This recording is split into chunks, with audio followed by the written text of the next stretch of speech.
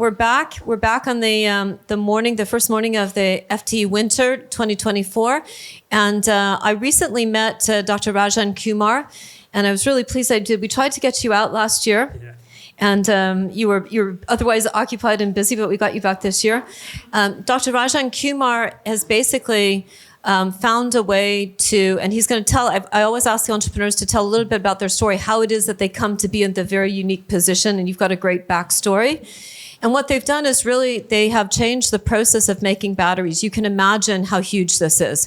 So if everything has a chip these days, every chip needs a power source. And if you are the person who controls the way that batteries are going to be made, oh my God. Wow. So listen, thank you for coming. Thank you for sharing the story. Don't be too shy and humble. Tell people about yourself, because people want to know who you are and how you've come to it. Would you please welcome Dr. Rajan Kumar? Julie, thank you for that introduction. So I'll give you back my background. Grew up in New York, upstate New York, and really fell in love with semiconductors. You know, we talk about Moore's Law and how it's really empowered every device.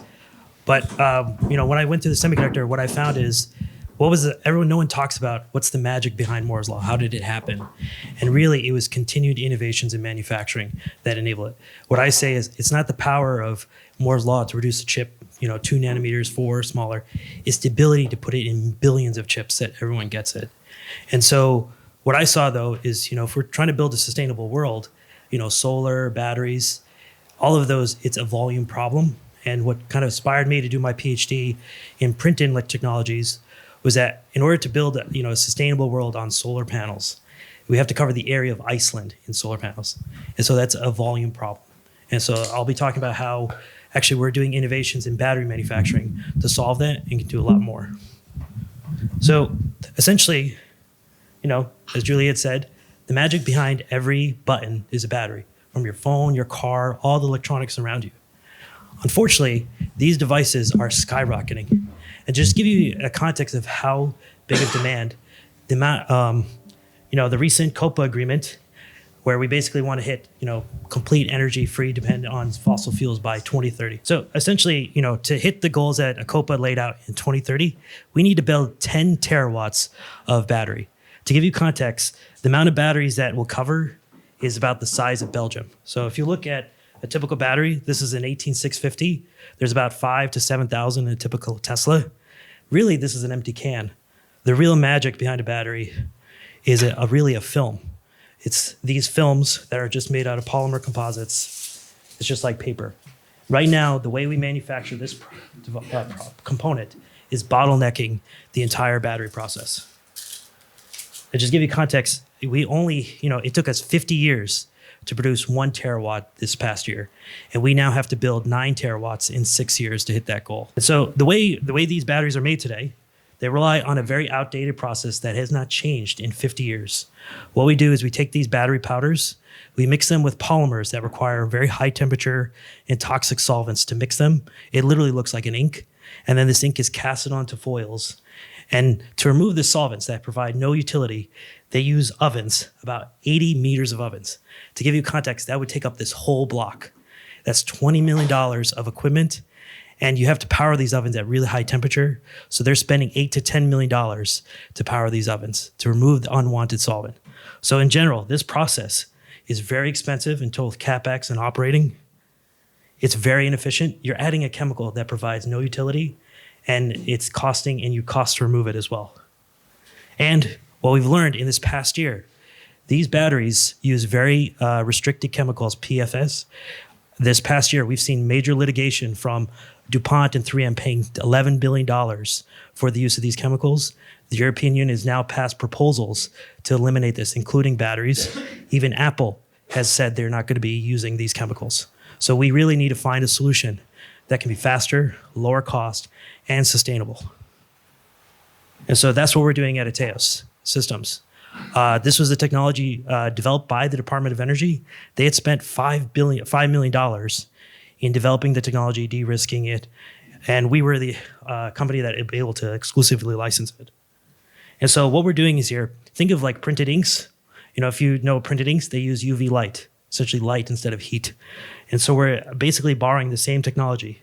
What that does is, by manufacturing these components with light, we see a 50% cost reduction. We basically shrink that factory to the size of this room. We get to see a 5% or 5x production output as well. And it uses all sustainable chemicals. So we have customers who really don't have a choice in addition to the performance benefits. And why I really like, what I really started this company is that this is a manufacturing innovation. So it can enable any type of size battery and so much more. So just to give you context, if you look at that 80-meter factory, we literally shrink it to the fraction of the size without compromising performance, increasing output, and decreasing cost. This will literally change the way we design, develop, and build batteries along with their factories. So how do we compare with competitors? So right now, if you look at the incumbent, this is a Dur. They're the leader producer of these gigafactories. They still rely on these forever chemicals. They can only produce at 60 meters per minute. That's the speed at which these films are made. And obviously, we're comparing with battery life and cost. So we have no chemicals, 5 times the production speed, ability to increase performance, and decross at the same time. Now, there are emerging solutions. Actually, Tesla was the first mover in this space. They bought Maxwell for $200 million simply for solving this problem.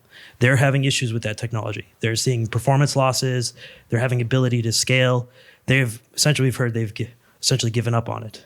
And so we have a clear solution over the incumbent and emerging solutions.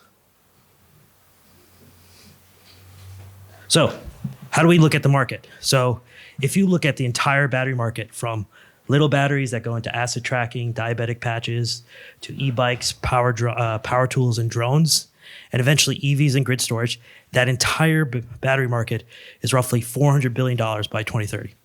But the guts, the film, that is roughly 70% of the battery cost. And so that entire market that we can focus is $308 billion. But the challenge is, while it's exciting that we can work on every battery technology, as a startup, we have to be extremely focused. And so what we've identified is there are very exciting markets that are growing faster, have lower technical risk, and can be a springboard into the EV market. For example, e-bikes. In Europe, I know you guys are very fond of e-bikes, but the e-bikes are the fastest growing e-bike battery market. We found out these battery OEMs are actually buying the exact same batteries as EV customers, but they're paying 3 times the price points, and the kind of cycle life or warranty is not 10 years, it's only a year, and they're swappable. So that's a faster sales cycle, higher margins, and a faster path to revenue. And from our approach, if we can validate that gives us a springboard to tackle the EV market. That's where you see we can focus on low risk, high margin products. So I think Julie brought up one question is, so Raj, are you raising $100 million just like every battery company? So the challenge is, if you were any traditional battery company, to be honest, the customer doesn't care about the component. They're buying a battery. So just because you have some innovation, at the day they're buying a battery. And so the cost to build a gigafactory is around $100 million. And it takes 3 years to build. And we went through the analysis of looking at and calculating that. It just didn't make sense to us. Even we try to raise an investor $100 million. How do we justify $500 million valuation with zero revenue? So we started looking at how we can generate revenue faster. We adopted a model that the semiconductor uses called the fabless model, where Qualcomm, when they go to Apple, they don't, they're fabless, they design the chips, but they bring TSMC along, and TSMC brings the production capabilities. So that's what we've done. We've now piloted technology with multi-billion-dollar partners, where our technology will retrofit their existing facility, produce the product, and be able to ship to customers. And so this will require less than $10 million, and we're generating revenue today instead of waiting 3 years. And so just look at the results speak for themselves. We are the first battery startup to deliver a production-grade battery to customers in 9 months and with zero VC spend, all funded by customers. That is the first time ever. To give you context, we talked to the founders of A123. They said the record was 39 months and over $20 million. So we crushed that record. And when I mean production grade, I mean from the supply chain, validated, pricing from China, shipped to us on production line. You can see here, that's us producing batteries in Kodak's facility using their line.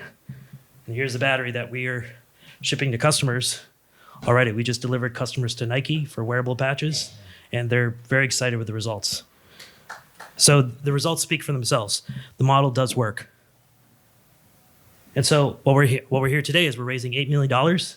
With our current production, we're incubating a $15 million facility that's able to get prototypes and move fast. But in order to generate hundreds of millions of dollars, we need to scale up. So what we're doing is we're working with multiple multi-billion-dollar partners. We'll retrofit their existing facility, just install our equipment, and be able to hit production as soon as we're validated. And the market, the potential from that facility, just one line, is over $100 million worth of battery parts per year. And we've validated, that'll be at production speeds where we've already validated. We just have to 3x our validation speeds there. And we validated the gross margins. So even after paying these customers, we're still making 40 to 60% margins with this model. So this model is not only faster, better margins, more output, and it's attractive to customers where we can go in the room and say, we've got those partners. So here's the breakdown of the use of the funds. Installing that equipment in our manufacturing partner, very aggressive marketing strategy. We've been able to create very effective ways where we can generate 2 to 3 leads per month without any marketing spend. The goal is to grow our team on the executive side, and we're on track to release an EV mobility product by the end of the year. So these funds will go to expedite that. And so the reason we've been successful is we've got the right facilities. We're incubated in the only battery pilot facility in the US. We're partnered with the Oak Ridge National Lab. We have access to all their capabilities. Actually, because we've been able to move so fast, Oak Ridge is now offering to license new technologies to us because we can move so much faster. And lastly, we've got the Fortune 500 partners, multiple, who will help us scale this, and our path to acquisition, where they'll put 2 together where we install our equipment, they see the revenue, they're going to easily make the decision. About our team, so I give you my background. I've got a little bit story, but I've got over a decade in semiconductor battery manufacturing. I've been the lead engineer for multiple multi-million-dollar projects. My notable team, I guess, is from James Pope.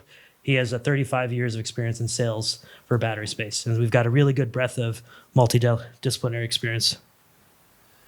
And then lastly, I see our vision beyond manufacturing. That's going to be our core tech, but we're bringing innovations in materials. We're also bringing innovation in software, as I'll talk about how we're using AI to improve the battery design. And actually what I see exciting is that, there's a lot of other applications that need this manufacturing. Hydrogen fuel cells, supercaps, carbon capture, all rely on these films or electrochemical devices. And we have the core platform tech to really essentially a license to print money. And thank you for your time. Thank you so much.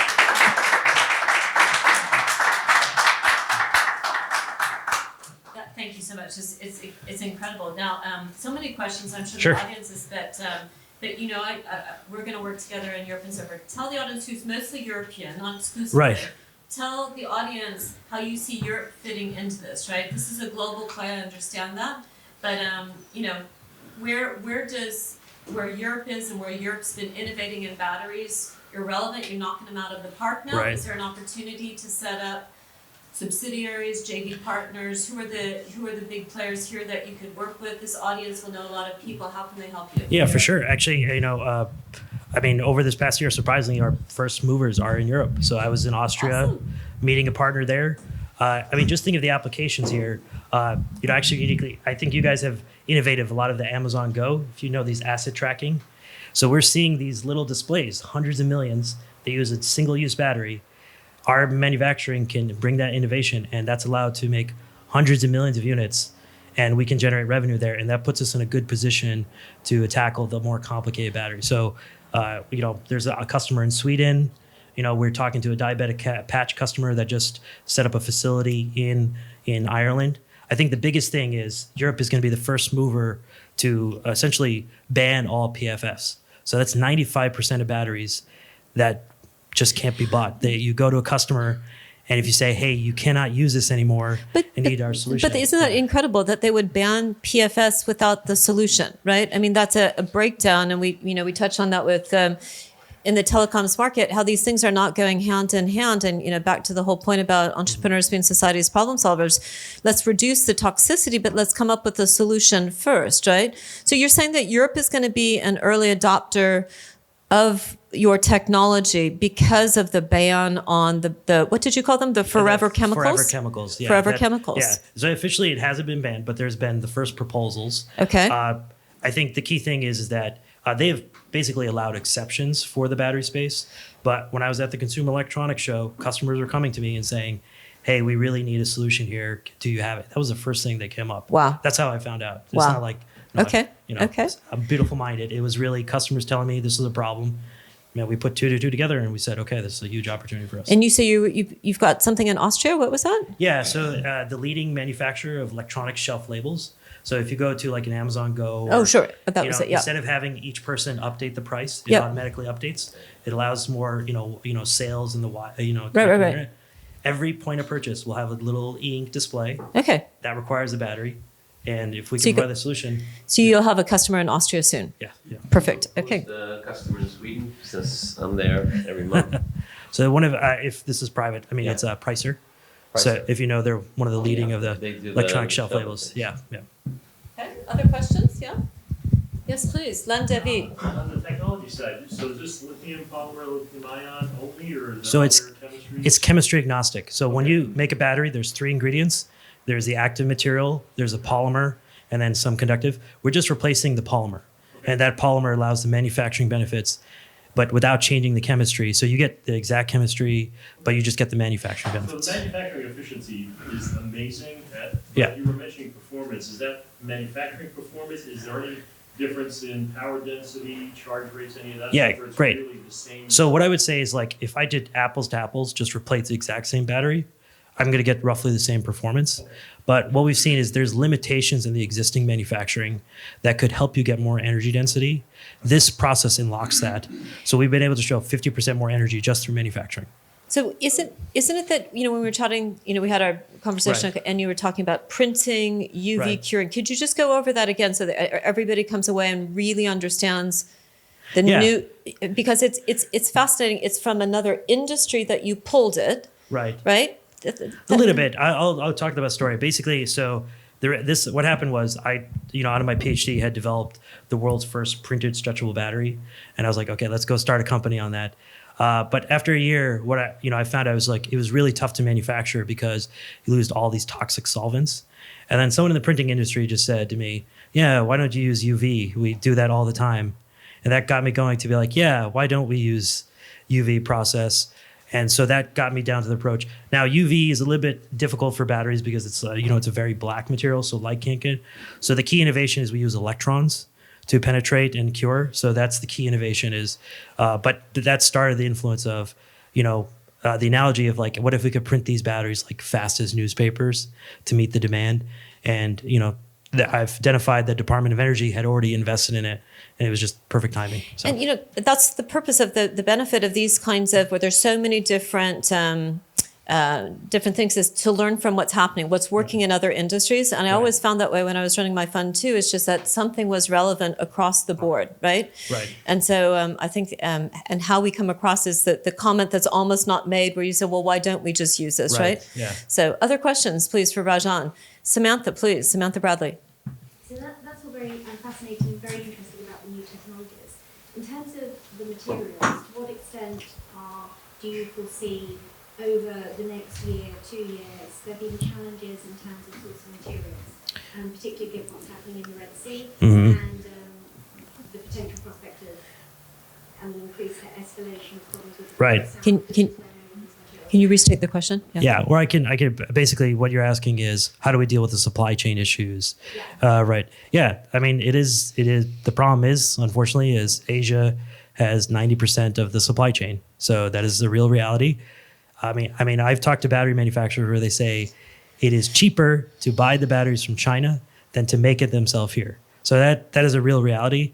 Even me right now, I buy my stuff from Asia because it's cheaper, better performing.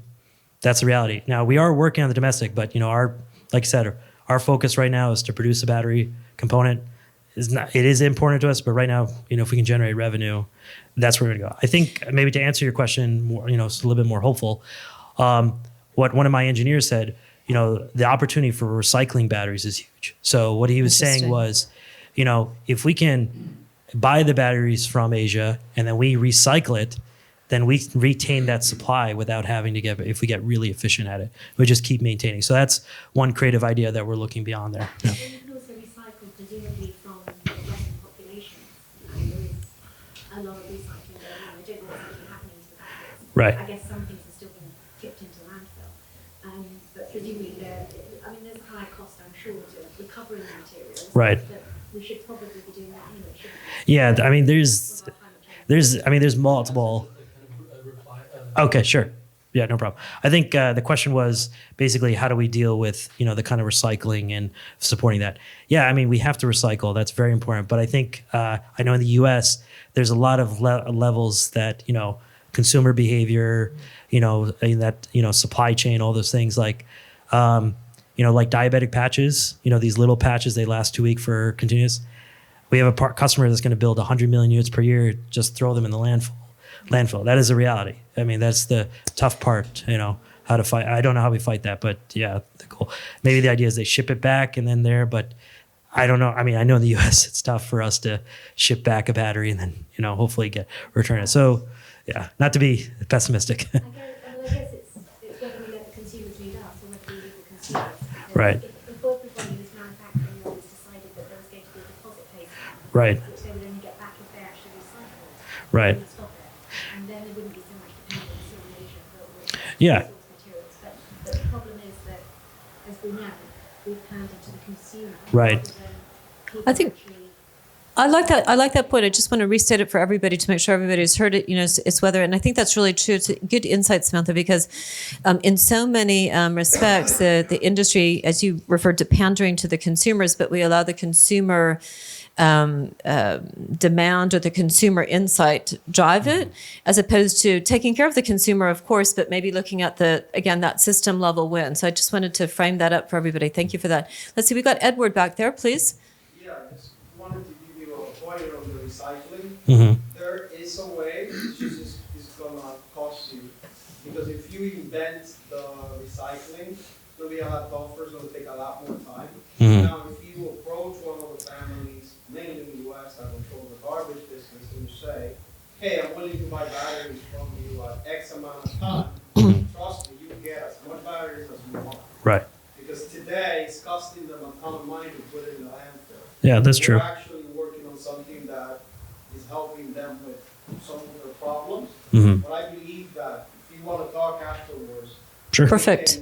we can get you in touch with some of the families that can help you with getting access to batteries. You Mhm. have to understand it's going to cost you money. Well, Yeah. so I think and Edward Rodriguez is speaking tomorrow morning on that, and also joining the sustainability panel right after this presentation. And I love the whole waste to fuel thing. It's absolute genius what you've done there, Edward. So that's really good. So we'll make sure that connection. Can we have one, please, Fernando? Could you just talk about your views on innovation going forward with respect to battery life and also battery safety? When you hear lithium batteries exploding and causing all these issues, where do you see that the industry going? Yeah, so for battery safety, everyone is going in the direction of if you've heard of solid state batteries. Basically, the battery right here has a flammable solvent. If it catches on smoke, it'll blow up, essentially. The idea is that if you can make it solid, it won't catch on fire. The challenge is that with solid state batteries is you cannot manufacture it fast enough. So if you go to a customer and they say, well, I want 100 meters per minute, and you can't produce that, so it's not really a solution. So that's why what's really exciting about this technology is that it is much faster. It can meet the demand. We've actually demonstrated a solid state battery with this technology delivered to the department area. It literally could get shot at and it doesn't catch on fire. So we built a 1 amp hour battery. The Department of Defense put in, I think, 50 caliber bullets 2 or 3 times. Our biggest thing was like, okay, it just doesn't catch on fire, it doesn't smoke. That was our thing. Our battery kept operating. And that's a game changer because soldiers, they carry 20 pounds of batteries. If they get shot, they're basically on fire. So that's the ultimate level of safety. But I think the key thing is you hear a lot of CEOs from the solid state, they say, hey, I did not know how manufacturing was important. And you can see that's why we're priding on manufacturing. And I think maybe to answer your first question is innovation. I borrow from the semiconductor. Anything they did, if they innovated, they had Semitech to use them to test the technology in the test bed. We're doing the same thing. Instead of building my own $15 million facility and to test technology, we just incubated in a facility. I pay $100 an hour to test the equipment. And what's the beauty is I get to move so much faster. So, because the one thing is we're innovating one component, but a customer doesn't care he wants the whole battery. So if I get stuck, right, basically I'm dead in the water. So the beauty of our model is that I literally can go next door and say, hey, do you have a supplier for graphite? And they say, oh yeah, I've got one here. I've tested it. Here you go. And we save months of time and money.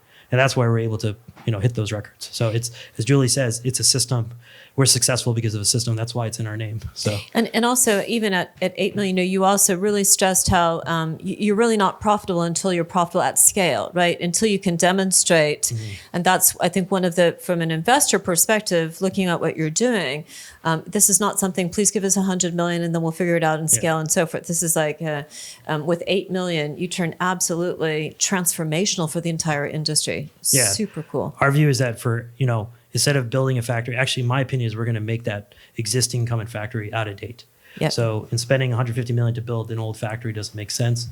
Let's re-equip the existing, demonstrate the technology, and we'll go big once we validate and scale those margins and so forth. Okay, so let's talk about what kind of an investor would be ideal for Ateios right now. Who are you looking for, or who do you want to find you? Yeah, great question. I mean, we're looking for an investor with real-world manufacturing experience. There's a lot of calculus in, financing, asset-based lending that we could leverage to move much faster, especially supply chain, all the things. So having someone who's in the trenches, that's who we're looking for, who's to build these factories before. Okay. What I can say, having worked with Rajan now, wanting to get you here last year and so forth, just the way that you've managed your company's finances, I have to say, it just speaks volumes about what a great investment you are. You just, first of all, you're well invested yourself. So that's always a great signal. And then just there's just absolutely no fat on your system. It's just a really lean growth, high velocity technology firm. So excellent. Well, listen, you're going to be with us for a couple of days. We're going to keep the show on the road here. Thank you very much.